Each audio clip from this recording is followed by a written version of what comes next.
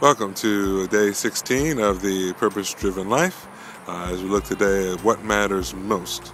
As we're thinking about being formed for God's family, what matters most is that we show love one to another, especially in the body of Christ. And I like the way Rick put the emphasis on the fact that we need to show love one to another in the body of Christ so that unbelievers will see the love we have for one another that comes from God.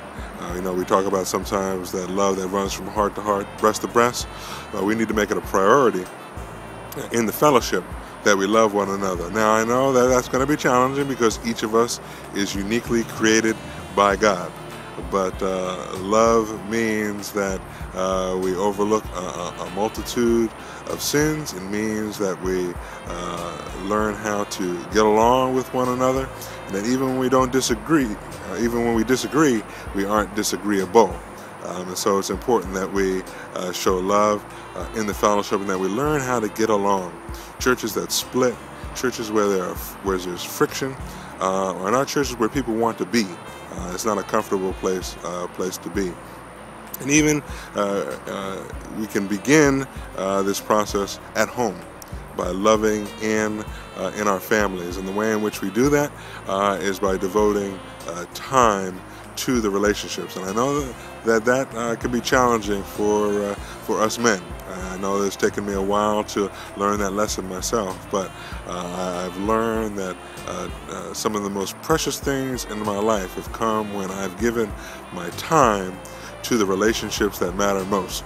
My three oldest children, I remember when they were growing up, I spent time playing with them, going to the park, taking them sometimes to amusement parks, and those are the things, those are the memories that last, that we look back on and we have a good time with. And even when I think about Luke, as I've gotten older, again, I've learned that lesson, that it makes no difference how high the corporate ladder goes or how high in the pastoral sphere I may go. It's the time that I put in with my family and with my loved ones that in the end matters the most. And so when my wife and I are able to travel, or we're able to spend time on a cruise. Cruises are beautiful because everything is prepared for, it's taken care of, and we can just spend quality time with one another. And it's when we spend that time that we are expressing love to each other. And so what matters most is that we express love because God commands it.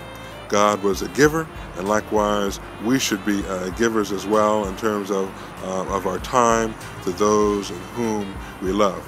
It also would mean that if we're going to give of our time, we're going to spend time worshiping together as the family of God, not only to worship God, which is the first commandment, but so that we can encourage one another and be in one another's presence, again, by giving time. And so as we live the purpose-driven life, might we keep in mind what matters most. In the end, when you take that final breath, it's not going to matter how many houses and lands or what achievements you acquired in this life, but it will matter the relationships that you've built and the love that you've shown in this lifetime. And so this time today, as we live out this life, give some time to someone that you love. Tell them that you love them.